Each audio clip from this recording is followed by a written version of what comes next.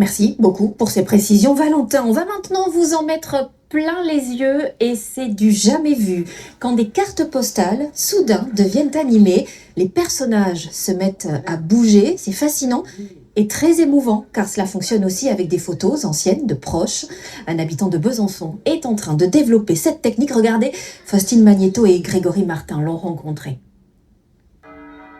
Plongé dans le Besançon des années 1900.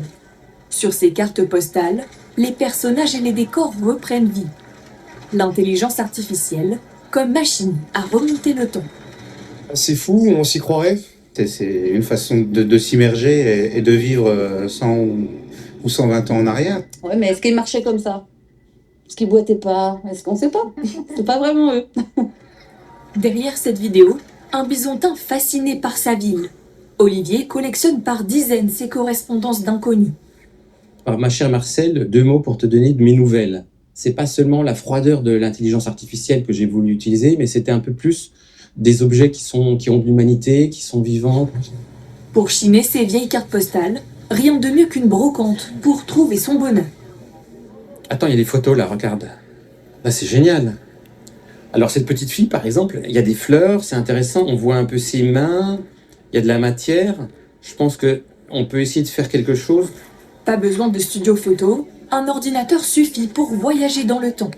Une fois la photo scannée, Je demande à l'intelligence artificielle, en anglais, à ce que la petite fille joue avec les fleurs.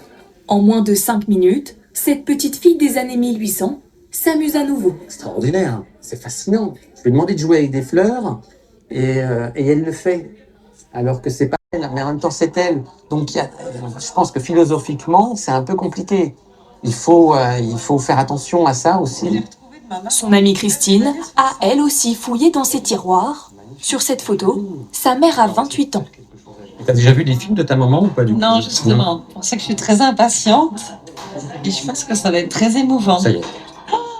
Ah oui, oh là là, oui. Ah, c'est génial. Je retiens mes larmes parce que oui, c'est vraiment super émouvant.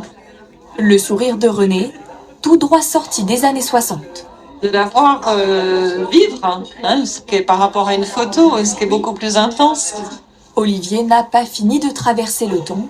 Ses anciennes cartes postales ont encore de nombreux secrets à dévoiler.